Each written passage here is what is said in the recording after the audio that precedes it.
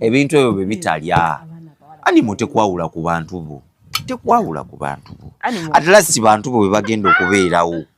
lilla ku last be bagenda okusitula be bagenda okukola ki so nze mbabuli amazima ga Katonda mugulu animal tekwawula ku bantu bo oba animal tekukyaya mantu bo nyini oba baluganda oba mukwano go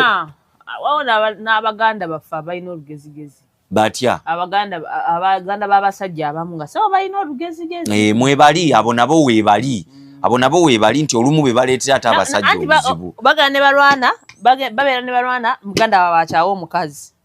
ate ekyo kirala kati nabo n'oli naye n'alwana ono akyawe ki kubanga gwe olwana nga bano bo be beesiima kubanga era famire ziri mu kitegere nti omuntu yeesiimira nze nina baganda bange abalenzi babiri naye